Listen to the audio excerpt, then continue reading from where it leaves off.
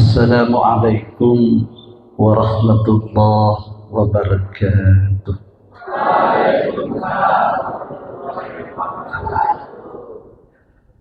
Bismillahirrahmanirrahim. Alhamdulillahi rabbil alamin. Wa bihi nasta'inu ala umuri dunya waddin. Wassalatu wassalamu ala asyrafil anbiya wal mursalin Sayyidina Muhammad wa ala alihi wa sahbihi ajma'in. Amma ba'du. Fadilatul mukarramin wa bil khusus hadratul mukarram Kiai Haji Kuncoro Basuki Tiyahuddin.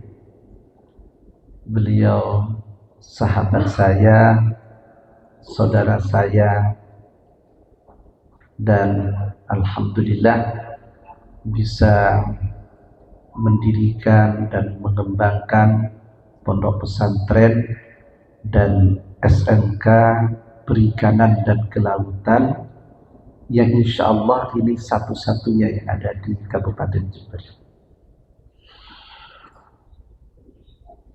Anak-anakku sekalian, para peserta napak tilas perjuangan Kiai Haji Raden As'ad Syamsul Arifin dan para kiai-kiai, para pelopor, para pejuang di negara Republik Indonesia yang saya cintai. Sebelum saya menyampaikan tentang perjuangan Kiai Haji Raden As'ad Syamsul Arifin, mari terlebih dahulu kita tawassul Fatihah, karena yang akan disampaikan ini adalah ceritanya seorang waliullah, seorang tokoh Nahdlatul Ulama, seorang pejuang dan pahlawan nasional di negara Republik Indonesia. Ila hadratin Nabiyil Mustafa Sayyidina Muhammad sallallahu alaihi wasallam wa ala alihi wa ashabihi wa dhurriyyatihi wa ahli baitihi. Sya'ulilalakumul Fatihah. A'udzu billahi minasy syaithanir rajim. Bismillahirrahmanirrahim. Alhamdulillahi rabbil alamin. Ar-Rahmanir Rahim. Maliki yaumiddin. Iyyaka na'budu wa iyyaka nasta'in. Ihdinas siratal mustaqim, siratal ladzina an'amta 'alaihim ghairil maghdubi 'alaihim waladdallin. Amin.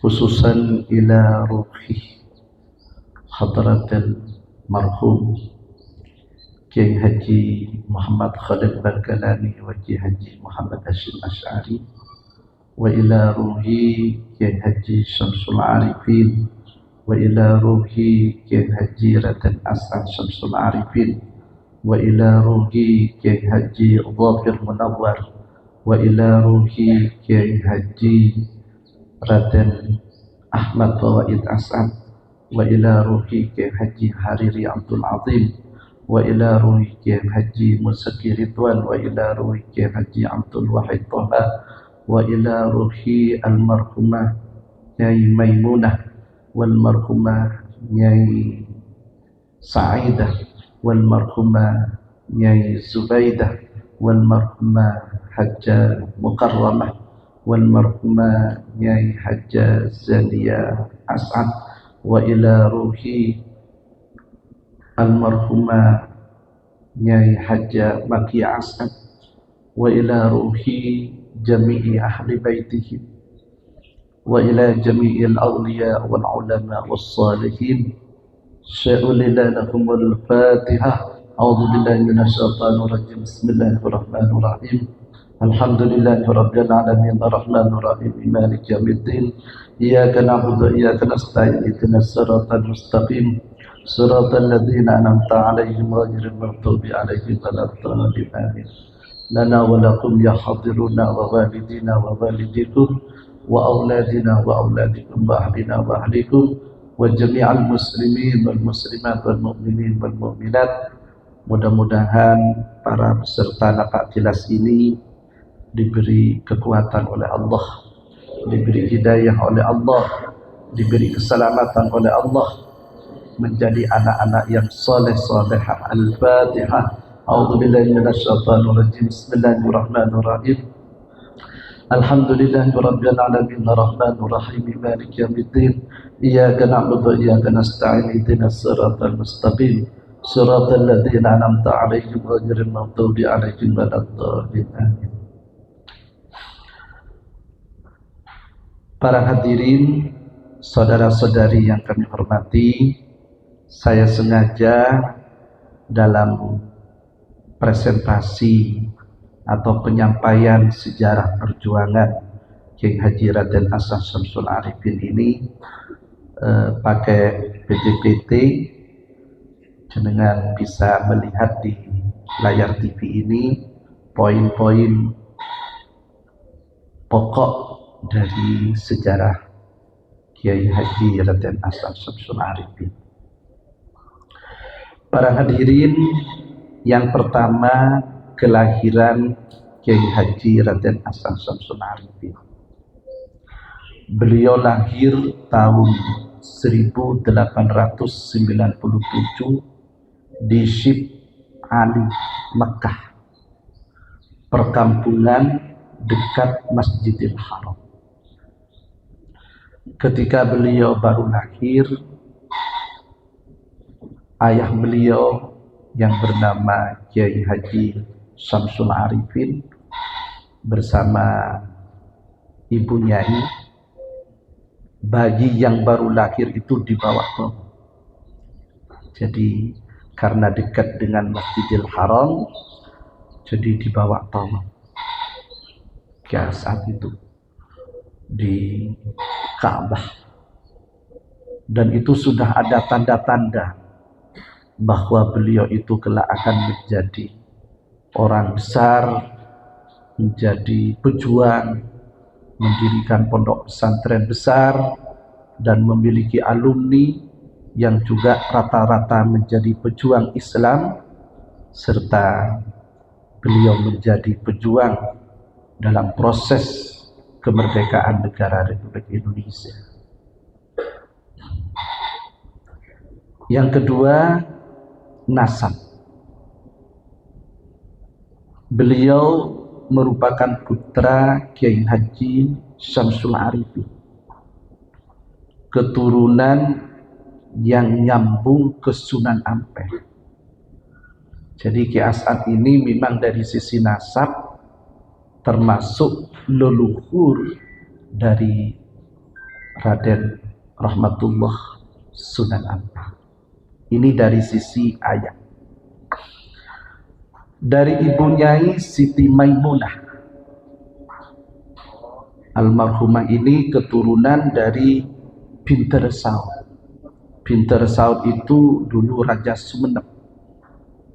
Jadi Pinter Saud itu putra kiai yang kebetulan menjadi istri dari Ratu Sumenep. Jadi namanya Kesaud, putra dari Kiai Abdullah bin Abdul Qidam. Nah, ini leluhurnya sampai kepada Syekh Ahmad Badawi Pangeran Ketandur, Sayyid Husain, dan Sunan Kudus. Jadi dari jalur ayah ke Sunan Ampel, dari jalur ibu itu ke Sunan Kudus. Jadi memang Kiai Hasan ini memiliki nasab yang luar biasa. Ya, walaupun beliau itu tidak disebut Habib ya, tapi beliau itu kiai yang memang memiliki keturunan atau silsilah yang juga menyambung kepada baginda kita Nabi besar Muhammad sallallahu alaihi wasallam. Yang ketiga, pendidikan. Jadi beliau ketika lahir di Mekah lalu dibawa pulang karena beliau itu punya mbah namanya Kiai Ruham di Bengkoning, Pamekasan, ada pondok pesantren. Jadi Kiai Samsul itu melanjutkan pondok pesantren ayahnya di Bengkoning, Pamekasan. Dan Kiai As'ad ketika umur 13 tahun itu mondok. Salah satu pondok beliau itu di Banyuanyar yang diasuh oleh Kiai Haji Abdul Majid dan Kiai Haji Hamid. Nah, ketika beliau berumur 16 tahun, beliau diberangkatkan ke Mekah oleh abahnya, oleh Kiai Samsul, belajar di Salatiyah Mekah. Jadi beliau berguru diantaranya dalam bidang ilmu nahwu, berguru kepada Syekh Hasan Al-Mazzar. Di bidang tauhid dan fikih kepada Sayyid Muhammad Amin Al-Qutbi. Di bidang bahasa Arab kepada Sayyid Hasan Al-Yamani. Dan di bidang tasawuf kepada Sayyid Abbas Al-Maliki. Jadi keluarga dari Sayyid Muhammad bin Alawi Al-Maliki yang sekarang dilanjutkan oleh putra beliau Sayyid Ahmad bin Muhammad bin Alawi Al-Maliki. Jadi Kiai As'ad itu sambungan keilmuannya memang kepada ulama-ulama ahli sunnah wal jamaah yang ada di Makkah. Kemudian setelah pulang dari Mekah, beliau itu tidak berhenti semangat untuk mencari ilmu luar biasa. Beliau meneruskan pendidikan di pondok pesantren Sidogiri yang diasuh oleh Kiai Haji Nawawi, pondok pesantren Panji Buduran Sidoarjo yang diasuh oleh Kiai Khazin, dan di pondok pesantren Bangkalan yang diasuh oleh Syekhona Khalil, dan di pondok pesantren Tebuireng yang diasuh oleh Kiai Haji Hasyim Asy'ari. Jadi Kiai As'ad itu semangat untuk memperoleh ilmu, khidmat kepada ulama itu luar biasa. Walaupun sudah alim, pulang dari Mekah, tapi beliau masih terus menimba ilmu di beberapa pondok pesantren. Para hadirin, ketika Kiai As'ad itu mondok di Syekhona Khalil, beliau memperoleh tugas dan amanat yang luar biasa. Dan amanat ini tentunya tidak banyak orang tahu, karena ini amanat yang rahasia, yaitu isyarah pendirian Jam'iyah Nahdlatul Ulama. Tahun 1924, sebelum Nahdlatul Ulama berdiri, Kiai Haji Raden As'ad diutus oleh Kiai Haji Khalil Bangkalan ke Kiai Haji Hasyim Asy'ari di Tebuireng, mengantar tongkat dan tasbih sebagai isyarah berdirinya Nahdlatul Ulama. Jadi NU ini berdiri bukan sembarangan. NU ini didirikan oleh kiai-kiai atau ulama-ulama sakral yang itu dengan isyarah-isyarah. Ketika Kiai As'ad itu membawa tongkat kepada Kiai Hasyim Asy'ari dari Syekhona Khalil, beliau diminta menyampaikan ayat. Wa ma tilka biyaminika ya Musa, qala hiya 'asa atawakkau 'alaiha wa akhushu biha 'ala ghanami wa liya fiha ma'arib ukhra. Qala alqiha ya Musa fa'alqaha fa idza hiya hayyatun tas'a. Qala khudha wa la takhaf sanu'iduha siratan al-ula. Watmum yadaka ila janahika takhruj bayda min ghairi su'in ayatan ukhra linuriyaka min ayatinal kubra. Ini kelanjutan dari ayat wa ma tilka biyaminika ya Musa, yang menjadi isyarah berdirinya Nahdlatul Ulama. Jadi NU ini bukan sembarangan. Ketika Kiai As'ad menyampaikan tongkat yang saat itu dibacakan ayat yang menceritakan Nabi Musa, Kiai Hasyim Asy'ari itu menjerit. Bahkan kalau dialognya Kiai As'ad itu, kamu siapa? As'ad. As'ad bin Kesamsul Arifin, putra dari Nyai Maimunah. Oh, putranya Maimunah, ponaan. Jadi dari sisi nasab itu Kiai Hasyim Asy'ari mengaku bahwa Kiai As'ad itu adalah ponaan. Tapi ketika ayat itu dibaca dan Kiai As'ad itu membawa tongkat dalam perjalanan, beliau itu ya diuji. Ada orang yang ngata-ngatain, masa masih muda kok bawa tongkat gitu. Jadi ada yang ngejek-ngejek, ada yang ngejek-ngejek, itu macam-macam. Ada yang memuji katanya beliau dalam perjalanan. Nah, isyarah dari ayat ini sangat jelas bahwa ulama-ulama ini akan mendirikan jem'iyah yang pada akhirnya menjadi Jem'iyah Nahdlatul Ulama. Nah, ketika beliau membawa tasbih setelah beberapa bulan, diutuslah Kiai As'ad itu membawa tasbih. Ya, beliau tasbih itu dikalungkan oleh Syekhona Khalid. Lalu beliau itu tidak memegang kepada tasbih itu. Dan sesampainya di Kiai Hasyim Asy'ari,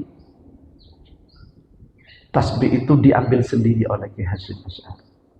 Dan beliau diminta untuk membaca Ya Jabbar Ya Qahhar. Utolos kok mabada jem'iyah. Jadi saya akan mendirikan jem'iyah, dawuhnya Kiai Hasyim Asy'ari. Nah, ini cerita bahwa Nahdlatul Ulama ini memang organisasi sakral.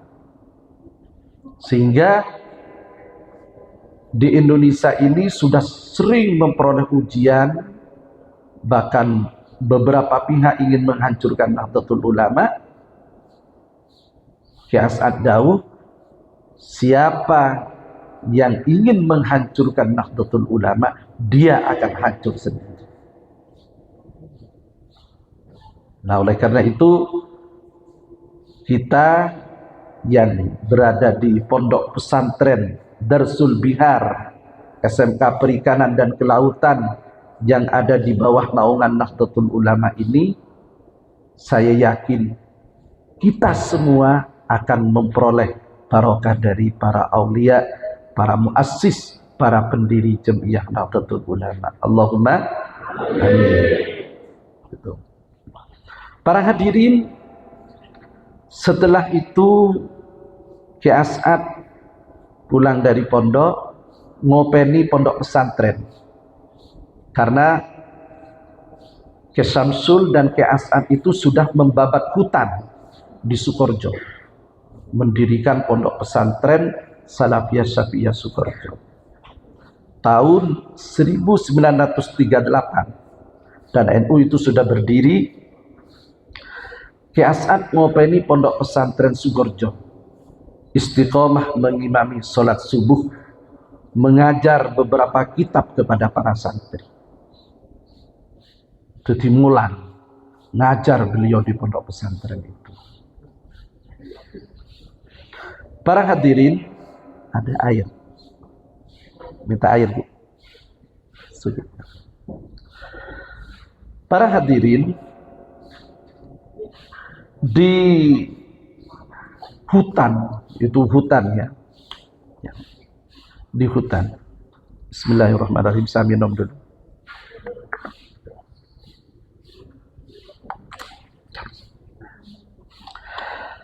Di hutan Sukorjo itu di Babat, artinya didirikanlah pondok pesantren oleh beliau. Bahkan menurut cerita,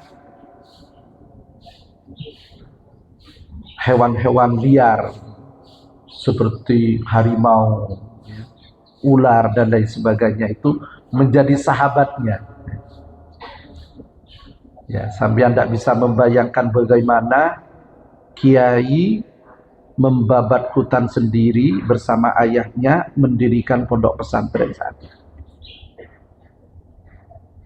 Ya, karena itu adalah isyarah dari ulama agar beliau mendirikan pondok pesantren, maka Ki As'ad mendirikan pondok pesantren bersama ayahnya di Sukorjo, Banyu Putih, Situbondo.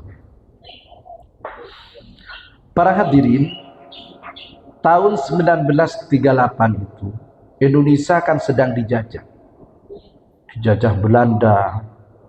Kemudian tahun 1942 itu Jepang masuk. Makanya di dalam sejarah beliau, di dalam sejarah Ki As'ad, pada tahun 1942 Kiai Haji Raden As'ad aktif memimpin pasukan pelopor Sabilillah Hizbullah melawan Belanda dan Jepang. Jadi beliau itu memiliki pasukan sendiri. Pasukan itu dari pelopor-pelopor. Pelopor itu rata-rata banyak bajingan ya. Orang-orang bajingan itu dikoordinasi oleh Ki As'ad untuk dijadikan pasukan Sabilillah dan Hizbullah melawan Belanda, melawan penjajah Jepang saat itu. Jadi napak tilasnya Ki As'ad dalam perlawanan kepada Belanda itu tidak hanya di Jember ya, di Bondowoso dan di beberapa daerah itu ada napak tilasnya Ki As'ad melawan Belanda, mencuri senjatanya Belanda, diberikan kepada pelopor-pelopor yang beliau jadikan pasukan. Nah, termasuk ini cerita setelah Indonesia merdeka tahun 1945, karena Jepang itu masuk ke Indonesia tahun 1942 sampai 1945. Nah, pada tahun 1945 setelah Indonesia merdeka, itu ternyata sekutu datang lagi menjajah dan diwakili oleh Inggris. Disitulah terjadi pertempuran. Ingat pertempuran di Surabaya pada 10 November 1945. Ketika itu, menurut sejarah, Bung Tomo itu izin kepada Ki Hasyim Asy'ari, perlawanannya itu pertempuran dengan Inggris supaya dilaksanakan tanggal 8 November. Ki Hasyim Asy'ari tidak memperbolehkan kepada Bung Tomo. Jangan Bung Tomo, jangan serukan rakyat Indonesia, TNI untuk melawan Inggris pada tanggal 8 November. Tanggal 10 November saja. Karena ada pasukan santri saya yang namanya Kiai Abbas dari Buntet Cirebon. Ada pasukan santri saya yang namanya Ki As'ad. Itu dari Kiai Abbas itu dari barat. Sementara Ki As'ad itu dari timur. Jadi pasukan yang dipimpin oleh Ki As'ad, pasukan yang dipimpin oleh Kiai Abbas bersama pasukan TNI dan rakyat Indonesia pada saat itu bersatu melawan Inggris. Dan ada keanehan. Ini ada sejarah yang disampaikan oleh Mas Adnan. Mas Adnan itu narasumber PKPNU dan dia sudah melakukan riset. Karena pada waktu itu Inggris mengalami kekalahan sebab panglimanya yang bernama Malabi itu terbunuh.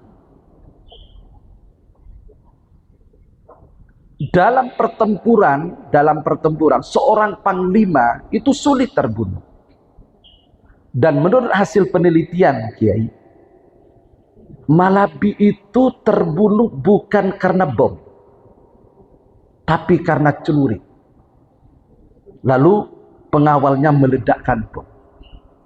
Artinya ada seorang sakti yang mandraguna yang menyelinap ke Malabi melakukan pembunuhan sehingga panglima Inggris yang bernama Malabi itu terbunuh.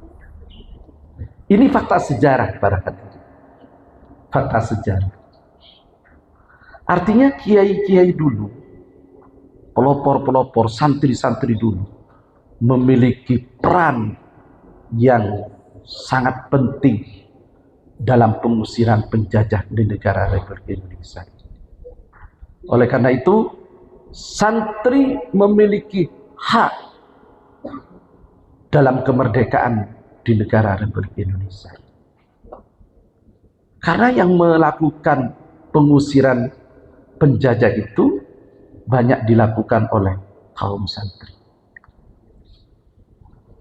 Alhamdulillah, Malabi terbunuh, katanya pasukan Inggris, ini seorang panglima saja terbunuh, apalagi saya. Udah, kita angkat kaki saja dari Indonesia. Alhamdulillah, Indonesia tetap merdeka. Penjajah pada saat itu juga tidak melanjutkan jajahannya di Indonesia. Para hadirin yang kami hormati, Kiai As'ad itu ketika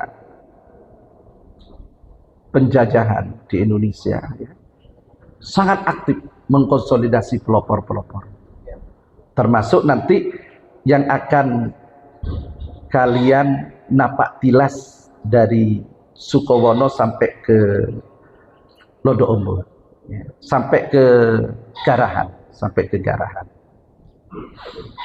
Para hadirin, apakah Ki As'ad itu berjuang enak-enak? Enggak. Beliau itu dipenjara pada tahun 1950. Ya, Indonesia ini kan sudah merdeka pada waktu itu.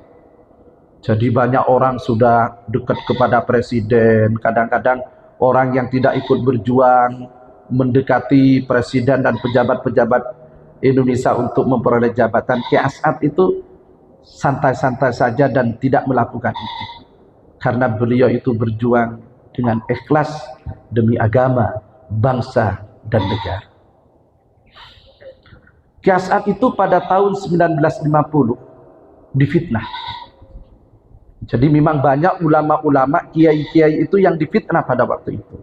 Sehingga ditangkap oleh tentara kita sendiri. Ya. Satu fitnah yang terjadi kepada Ki As'ad, beliau difitnah mengadakan gerakan di bawah tanah. Jadi pelopor-pelopor yang beliau konsolider, yang beliau jadikan pasukan itu dianggap melakukan gerakan-gerakan di bawah tanah. Fitnah kepada beliau dan dimuat di koran. Dianggap pengikut DITII, dianggap kepala Bromo Cora, memberi minuman minyak babi, karena pelopor-pelopor itu rata-rata dijasa, ya, diberi minuman. Jadi pasukannya Ki As'ad ini memang pasukan yang kebal-kebal, pasukan yang sakti-sakti. Nah, kalau kalian pernah wawancara dengan santri-santri kuno, itu santri-santri kuno itu memang rata-rata sakti mandraguna. Jadi ilmu-ilmu kenuragan itu dimiliki. Ada Tasek Mireng, ada Benggulan, ada Sungai Raja, ada Seifi Angin, ada Pendekar Asma, dan lain-lainnya, itu banyak.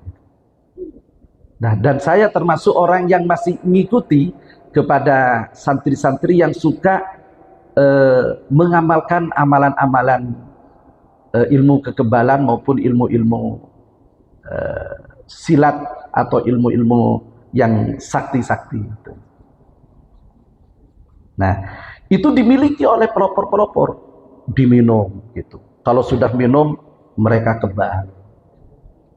Tidak bisa senjata itu, ya nggak bisa, nggak bisa tembus dengan senjata, kebal. Dan itu yang dilakukan oleh Ki As'ad melawan penjajah baik Belanda, Jepang, dan Inggris. Nah, karena beliau itu difitnah, ya, akhirnya beliau melawan sebenarnya Ki As'ad itu. Menurut sejarahnya, beliau tidak mau ditangkap. Apa pun saya ini tidak salah. Menurut pelopor yang mendampingi, yang pernah saya wawancarai, yang pernah saya ketemu itu, ketika digerebek Ki As'ad, misalnya beliau nempel ke pohon asam itu, ke pohon acem itu katanya, tahu-tahu acemnya itu jatuh, tentara-tentara yang mau menangkap beliau itu kelengar semua karena kejatuhan acem itu. Itu memang terbukti. Beliau tidak mau menyerah pada waktu itu, sampai beliau ada di Madura, bersembunyi di Madura. Saya ini tidak salah, saya ini pejuang. Saya ini yang ikut membantu proses kemerdekaan negara Republik Indonesia. Kenapa kok saya ini difitnah dan akan ditangkap, akan ditahan? Tapi saat itu didengar oleh Kiai Wahid Hasyim. Musibah Ki As'ad itu didengar. Kiai Wahid Hasyim membuat surat kepada Ki As'ad, dan saat itu yang menyampaikan Ki Hadori. Alhamdulillah beliau itu masih ada hubungan famili dengan saya. Itu disampaikanlah suratnya Kiai Wahid kepada Ki As'ad supaya Ki As'ad itu menyerah saja. Takdimnya kepada guru, karena Ki As'ad itu berguru kepada Kiai Hasyim, dan Kiai Wahid Hasyim itu adalah putra dari Kiai Hasyim. Beliau menyerahkan diri, datang ke kantor Kodim.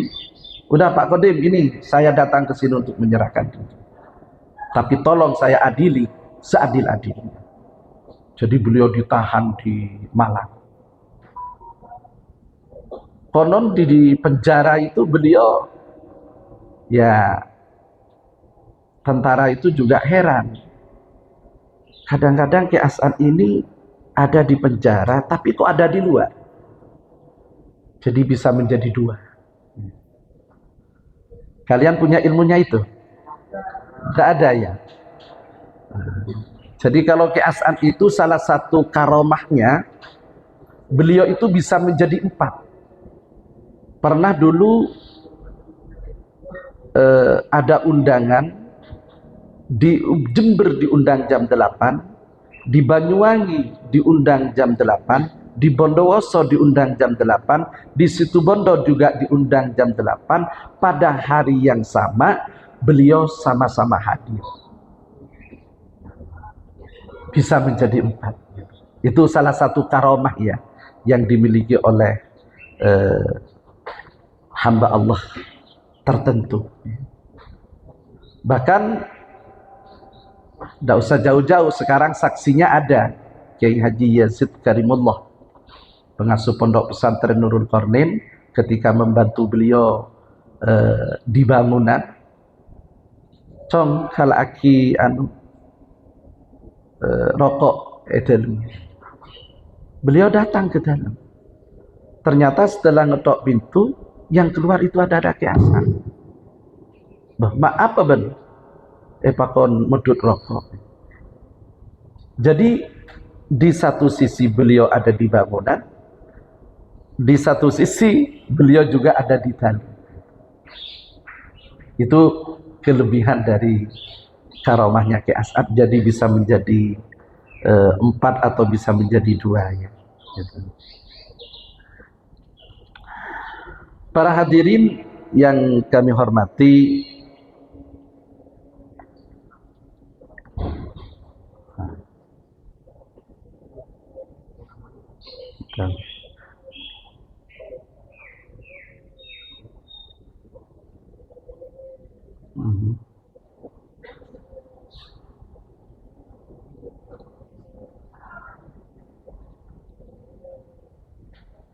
mana tadi sampai mana?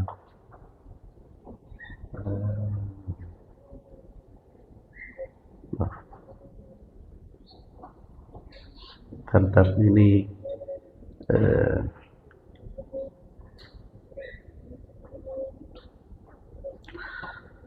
para hadirin yang dimuliakan Allah,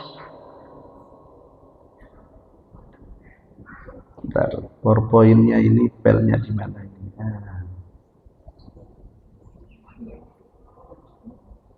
Pel tidak terbuka ini. Oh, di layar ya? Iya, oke. Nah, ini beliau setelah itu beliau masih aktif berjuang ya. Tahun 1957 dan tahun 1959 beliau aktif berjuang untuk mengisi kemerdekaan di negara Republik Indonesia.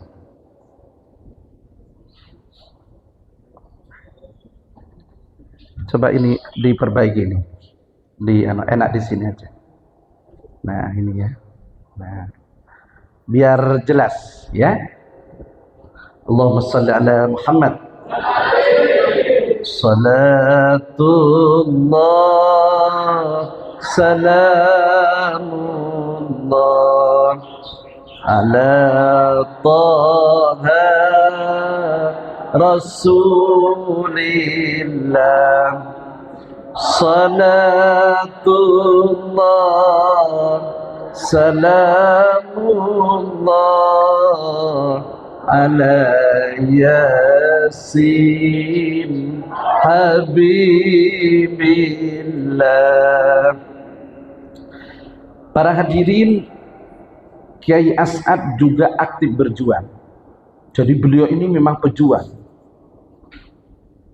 Selain mendirikan pondok pesantren, mengusir penjajah Belanda, Jepang, sekutu Inggris, dan beliau tetap berjuang untuk mengisi kemerdekaan Republik Indonesia.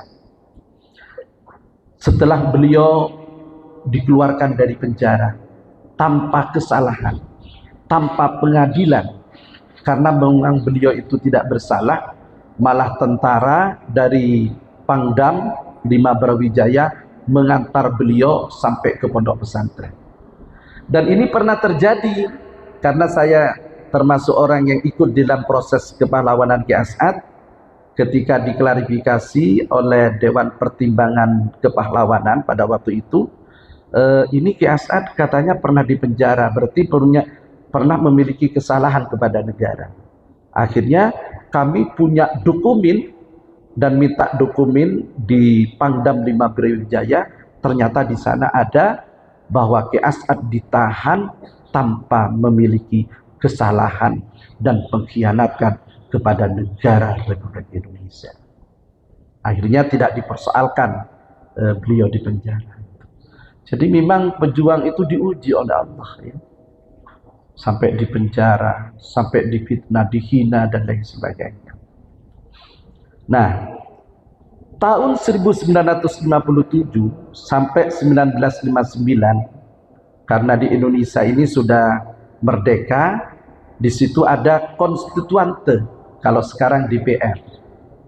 Jadi beliau Ki As'ad menjadi anggota konstituante, ya. Dan juga menjadi penasehat Perdana Menteri Kiai Haji Idham Khalid, ya. Dan beliau menjadi juru kampanye Partai Nahdlatul Ulama.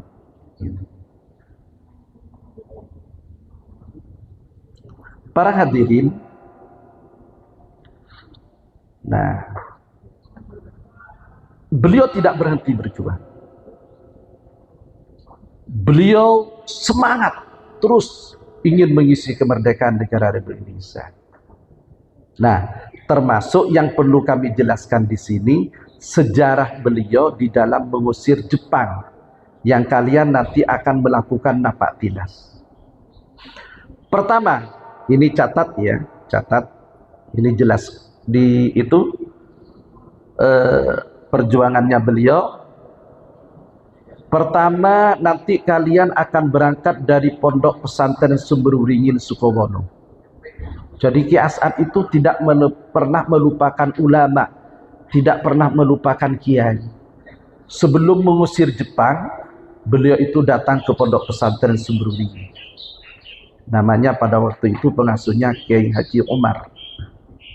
Setelah dari Sumberwringin ke Sumberwaru, desa Sumberwaru. Di situ ada Pondok Pesantren Sumberwaru namanya Kiai Haji Soleh. Termasuk keluarga besar saya, ya. Termasuk mbah saya di situ. Kiai Haji Soleh. Nanti dari Sumberwringin ke Sumberwaru. Beliau datang ke sana. Jadi minta doa beliau. Jadi beliau itu tidak sombong ya, tidak mentang-mentang karena sakti, tapi ulama-ulama didatangi sama beliau, dimintai permohonan doa supaya sukses mengusir Jepang yang ada di Garahan. Kemudian beliau datang ke Pondok Pesantren Sayyidul Ali di Sukosari ya. Nanti jenengan dari Sumberwaru ke Sukosari. Kemudian ke Pondok Pesantren di Kalisat, di Miftahul Ulum, itu namanya Kemasikan. Dari Kalisat ke Lodo Ombo, di Pondok Pesantren Lodo Ombo dulu diasuh oleh Kiai Misrai, abahnya Kiai Haji Saiful.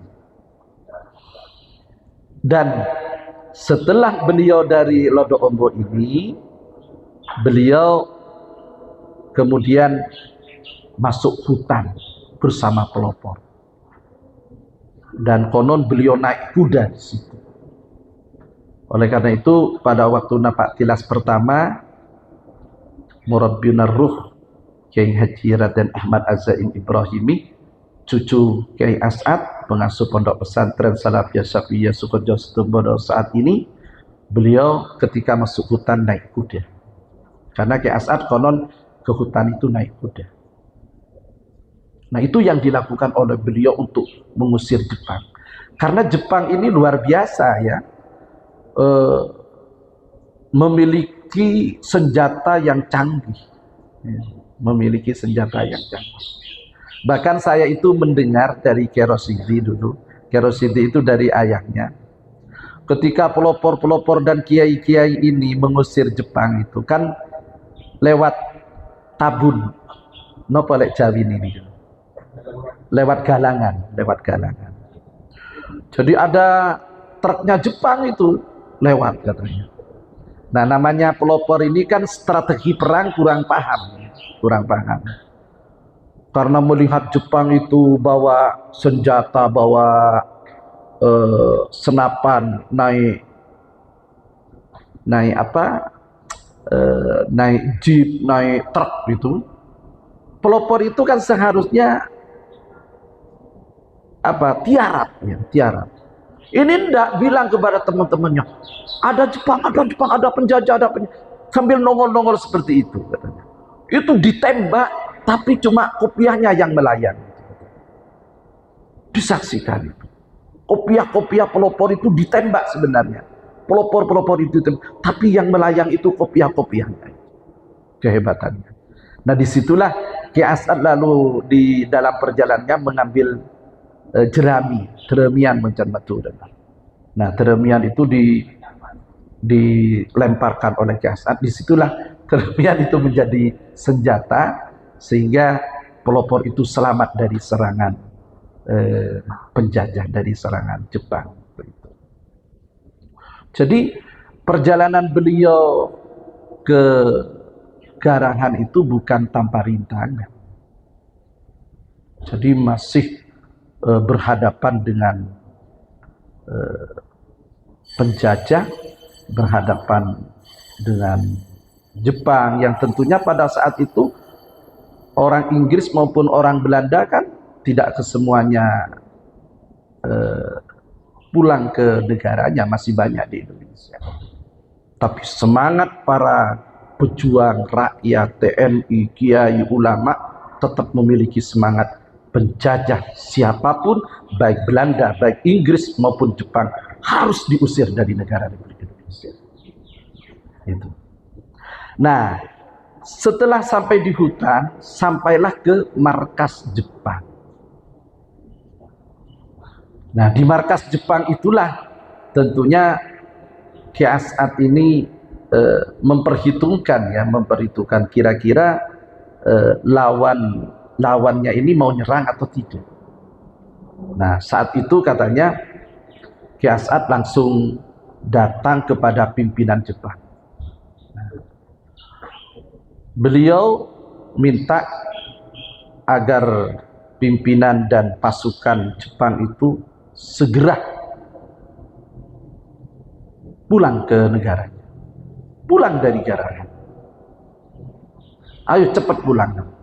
Nah, nego, ternyata Jepangnya ini tidak mau. Nah, disitulah Ki As'ad langsung gebrak meja.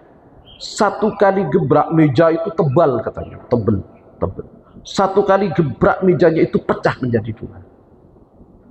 Nah, baru disitulah Jepang itu ketakutan dan angkat tangan siap untuk pulang dari Garahan ke negaranya. Artinya para hadirin, perjuangan ulama dalam mengusir penjajah ini bukan hanya doa, tapi juga dengan fisik, dengan pertempuran, dengan mental, dengan pengorbanan, dan lain sebagainya.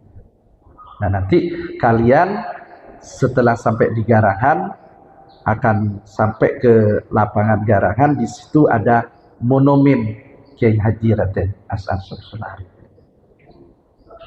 Allahumma shalli ala Muhammad. Mudah-mudahan kita semua memperoleh barokah ya, dari para pejuang. Monggo maus. Ya Rabbi bil Mustafa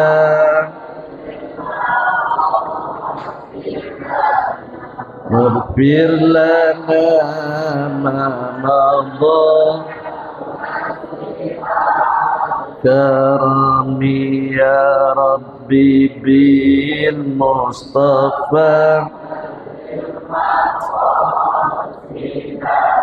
waghfir lana ma madha.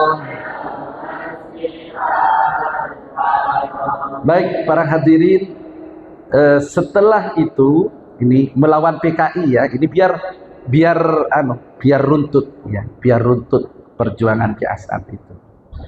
Nah, Ki As'ad melakukan perlawanan pada PKI yang memberontak ke negara dan banyak membunuh ulama. Memang dalam sejarah pernah kejadian tahun 1965 jenderal-jenderal dibunuh, tapi sebelumnya juga banyak ulama-ulama yang dibunuh. Nah, Ki As'ad ini termasuk yang menyerukan supaya PKI itu harus diberantas ya. Artinya harus dilawan. Menurut Kiai Hasan Basri, Rektor Universitas Ibrahimi ya, Rektor Institut Agama Islam Ibrahimi yang sangat dipercaya oleh Ki As'ad, waktu kiai-kiai rapat di Surabaya tentang PKI itu, para kiai itu minta fatwa kepada Kiai Hasan. Ini Kiai Sabil saja yang memberikan fatwa bagaimana menghadapi PKI. Ya, Kiai Asad pada waktu itu menyampaikan, karena ini adalah hifdun nafsi, ya, karena itu untuk menjaga jiwa, menjaga ulama, menjaga NKRI, maka PKI harus dilawan dan harus diberantas di negara Republik Indonesia saat itu, ya itu. Jadi yang namanya hukum itu kan taghyirul ahkam bitaghayyuril ahwali wal azminati wal amkinah. Jadi hukum itu berubah sesuai dengan situasi dan kondisi. Nah, karena saat itu memang PKI dianggap pemberontak kepada negara Republik Indonesia dan juga banyak membunuh ulama-ulama, maka fatwa memberantas PKI, melawan PKI itu juga dilakukan oleh para ulama. Nah, tapi jangan sampai sampean itu mengatakan, nah gimana dengan anak-anaknya PKI sekarang? Jadi itu tidak bisa berlaku untuk sekarang. Berlaku fatwa itu pada tahun 1965. Next, ya. Para hadirin. Terakhir Jepang nggak mau pulang-pulang. Oh ya, ini nanti saya akan menyampaikan, ya. Ketika di Garahan, dan wallahu a'lam, dulu waktu saya ikut menulis tentang Harisma Kiai Asad, ikut mengantar penulis, mendatangi pelopor-pelopor, mendatangi orang-orang yang pernah ikut Kiai Asad. Kiai Asad itu memang apa ya, sufi ya. Beliau itu tidak mau cerita sendiri tentang perjuangannya. Bahkan beliau pada saat masih ada, masih hidup, masih sugeng, saya masih ngikuti. Saya ini termasuk santri yang masih ngikuti beliau dulu. Masih beliau jadi pengasuh, saya termasuk santri di Sukorejo. Beliau itu kalau ditanya tentang cerita-cerita perjuangannya, itu udah banyak bercerita dengan detail, gitu. Bahkan pelopor-pelopor itu juga banyak agak sedikit ketakutan kalau ingin menyampaikan cerita-cerita beliau, karena mungkin oleh beliau jangan sampai diceritakan. Tapi setelah beliau wafat, kami bersama santri yang menulis sejarah beliau mendatangi pelopor-pelopor itu cerita. Jadi di Garahan ini, Masya Allah ya, Jepang ini sebenarnya penjajah yang paling keras, yang paling kejam. Jepang itu kejam. Negara-negara yang dijajah oleh Inggris itu rata-rata rakyatnya itu diberi ilmu pengetahuan. Jadi sampean cek negara-negara yang dijajah Inggris, pada biasanya negaranya itu maju. Tapi sebaliknya negara-negara yang dijajah oleh Belanda, itu rakyatnya itu dibodohin. Bahkan tidak boleh sekolah, kalau tentang keilmuan itu dipersulit, gitu kan. Nah, tapi kalau Inggris enggak, dalam sejarahnya. Saya ini termasuk alhamdulillah pernah ikut pendidikan di Macfield Institute of Higher Education di UK, di Inggris, dan keliling ke waktu itu saya ada di Leicester. Kita keliling ke beberapa perguruan tinggi di Leicester University, di Oxford University, Manchester University, Birmingham University, dan beberapa karena pada waktu itu 2 bulan kami melakukan studi dan pengabdian yang ada di Inggris. Jadi banyak tahu juga tentang cerita-cerita keilmuan yang ada di Inggris. Bahkan Mushaf Utsmani itu diamankan di Inggris. Nah, ini. Jadi saya juga makanya ketika cerita tentang terbunuhnya Malabi itu, saya yakin itu yang membunuh itu orang Madura katanya, karena pakai celurit. Nah, Jepang ini orangnya kejam. Kiai Hasyim Asy'ari itu Rais Akbar PBNU itu sampai dipalu tangannya, dipenjara. Seorang Rais Akbar NU, seorang tokoh yang memiliki umat yang banyak itu, berani Jepang itu menangkap beliau dan sempat disiksa.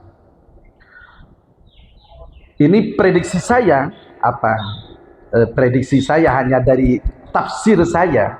Kiai As'ad itu melawan Jepang itu salah satunya mungkin karena gurunya yang disiksa ini juga. Ini tidak boleh dibiarkan Jepang, katanya beliau.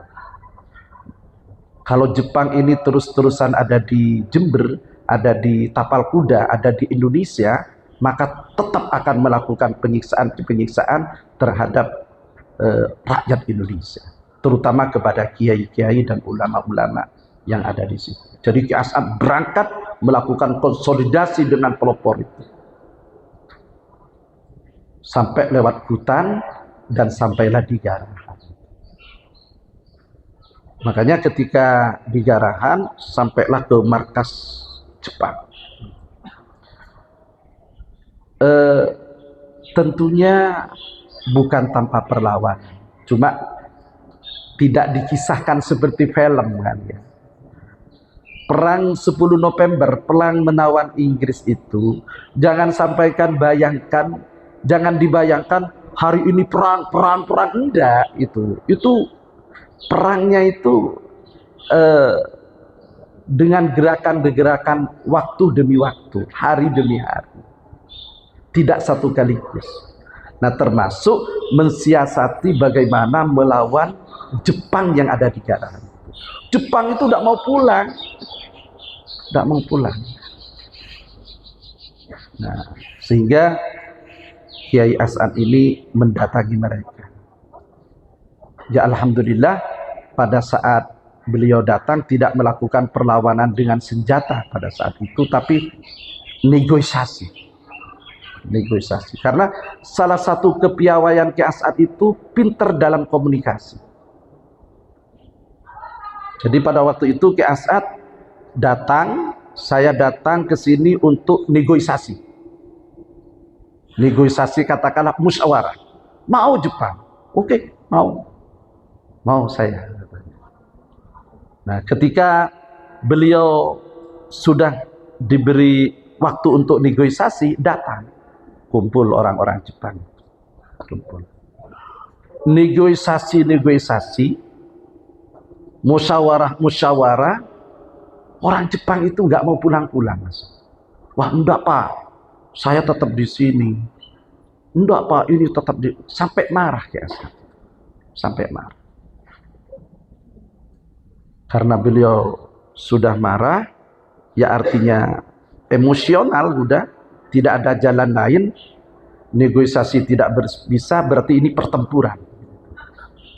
Nah, disitulah beliau gebrak mejanya terbelah menjadi dua, karena mejanya itu tebal, besar, kok bisa menjadi dua, ini orang sakti, ketakutan akhirnya. Jadi di ilmu peketah. Nah, sampai di Garahan akan sampai ke tempat itu. Nah, di situ ada ada markas ya, markas yang dulu ditempati Jepang. Bahkan ada sumber air itu ketika pelopor sudah mau mandi, haus, ya di sumber air itu.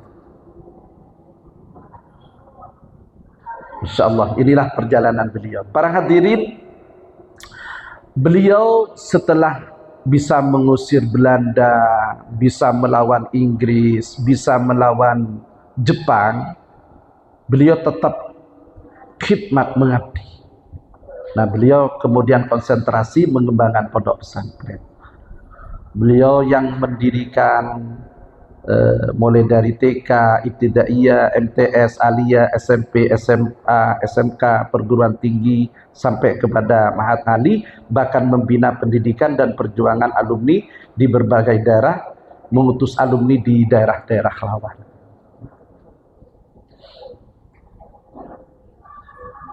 Nah, selain dari itu perlu jenengan pahami, Ki As'ad itu alim allamah ya. Beliau penulis. Beliau menulis kitab antara lain Salas Risail, kemudian Risalah Salat Jum'ah, At-Tajlibul Barakah fi Fadilatis Sa'i wal Harakah, Risalatut Tauhid. Ini kitab-kitab yang beliau tulis.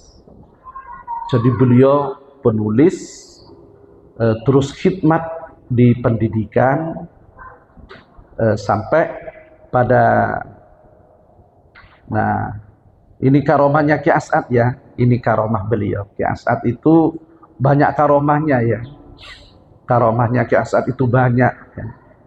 Masya Allah, saya yang berada di pondok pesantren saat itu mengetahui persis, terutama dalam menjaga NKRI ini, beliau banyak didatangi pejabat ya, pejabat-pejabat tinggi negara datang kepada beliau minta barokah. Nah, beliau itu ternyata ini termasuk karomah tawaddu dan ikhlas ya. Piawai berkomunikasi terus sebelumnya, nah, mementingkan kepentingan umat dan kasih sayang gitu. Beliau itu Masya Allah, santri ribuan diberi makan.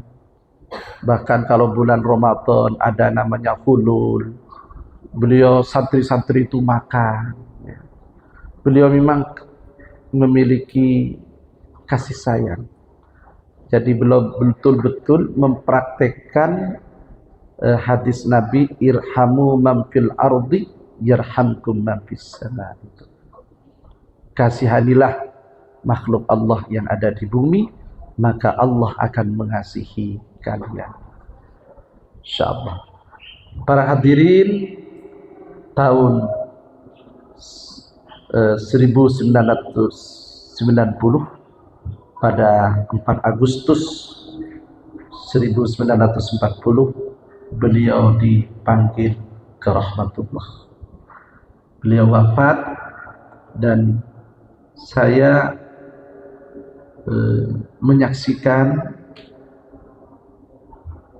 bagaimana Nahdlatul Ulama kehilangan, Indonesia kehilangan dengan wafatnya beliau. Dan ada cerita yang tidak bisa saya lupakan. Waktu proses kepahlawanan Kiai As'ad, saya ikut hadir ke istana. Saya menemani istri beliau, Nyai Khairiyah. Ketika perjalanan di mobil, saya memberanikan tanya kepada Nyai Khairiyah, karena namanya istri kan 24 jam menemani Ki As'ad.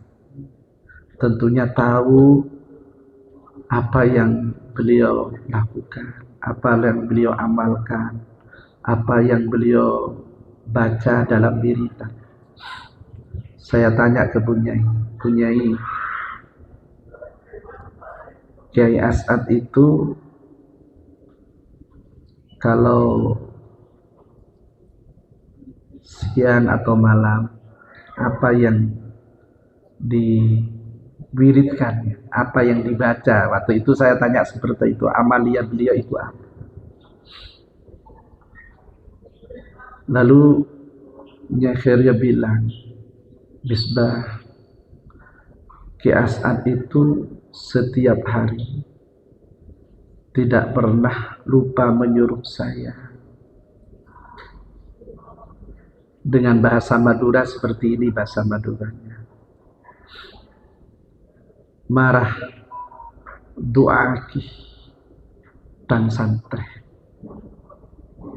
Nah, artinya santri beliau itu sebenarnya tidak hanya orang yang ada di pondok, ya, tapi para simpatisan, para warga yang istifadah kepada beliau, yang mengambil faidah kepada beliau itu diakui santrinya.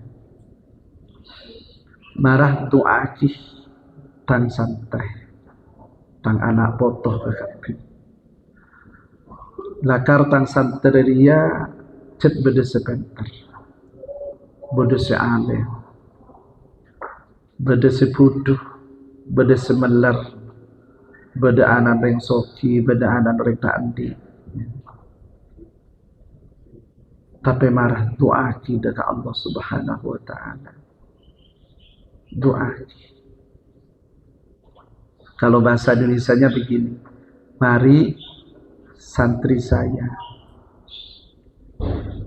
keturunan saya, dzurriyyah saya ini doakan. Mudah-mudahan santri saya ini yang memang terdiri dari berbagai macam, ya. Ada yang alim, ada yang pinter, ada yang bodoh, ada anaknya orang kaya, ada anaknya orang tak punya, ada anaknya kiai, dan macam-macam santrinya beliau, dan orang-orang yang istifadah menyambung kepada beliau. Doakan kepada Allah, mudah-mudahan diselamatkan oleh Allah, hajatnya dikabulkan oleh Allah, perjuangannya disukseskan, dan nanti di akhirat berkumpul dengan saya dan juga para guru-guru saya, berkumpul dengan Rasulullah Sallallahu Alaihi Wasallam. Jadi Ki As'ad ini tirakat, ya. Puasa, tidak tidur kalau malam, dan beliau berjuang. Jiwa raganya itu untuk umat, untuk bangsa, untuk agama, untuk negara. Dan itu ditulis oleh Kiai Haji Abdurrahman Wahid dalam pengantar buku Kharisma Ki As'ad Syamsul Arifin, bahwa Ki As'ad itu hidupnya adalah untuk umat, untuk bangsa, untuk agama, dan untuk negara. Sehingga sampai saat ini beliau selalu dikenang, beliau selalu mendapat pujian dari berbagai pihak dan menjadi pahlawan nasional, karena amaliyah-amaliyah beliau ini memang amaliyah yang ikhlas, ya. Amaliyah yang diri dan jiwanya itu untuk umat. Mudah-mudahan kita ini semua memperoleh barakah beliau.